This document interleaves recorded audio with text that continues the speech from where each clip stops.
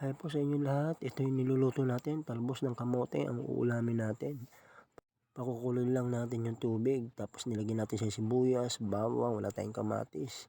Yan, talagang napakasarap na itong lulutuin natin. Masustansya na.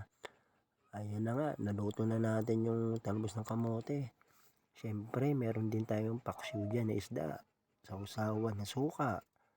Yan, ito na yung pagkakaluto ko. Parang akong chef niyan eh.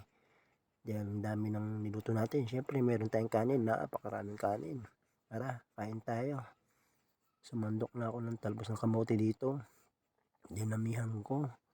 Pamamaya, agawin pa sa akin eh. Joke lang. Ako lang naman kumakain nito. Ayaw nila.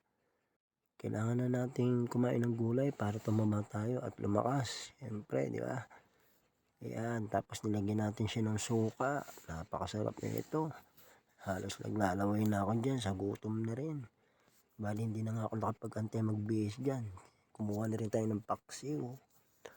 Yan, para marami makakain natin. Yan, pinuno ko na yung plato ko, no? Nilagay ko na lahat din ang kakainin ko. Oh, okay tayo dyan. Sige, unang subo. Paksiw ang tinikman natin. Dumakot tayo ng kanin na may talbos. Sarap na pagkakaluto ko. Pwede na pala ako magluto.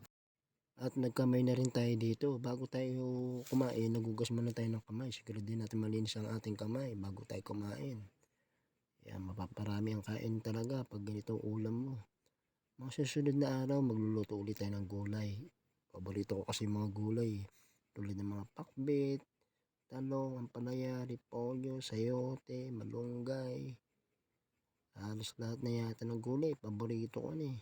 Salamat po pala yung mga lagi nakasupport sa atin dyan. Maraming salamat po sa inyo. Sa like, comment, at pa-heart nyo dyan.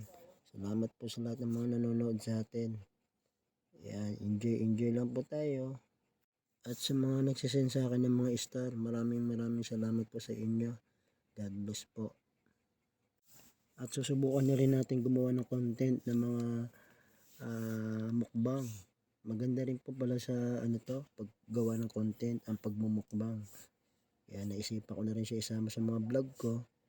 Kumbaga sample natin ito eh. 2 beses na ako kumain ng gulay, binilog ko. Yan, talagang maganda talaga. Sa mga hindi pa po nakapollow sa akin, pakipollow po ako kung sakaling mapanood nyo po ito, dumaan sa inyong wall. Yan, pwede tayong maging magkaibigan.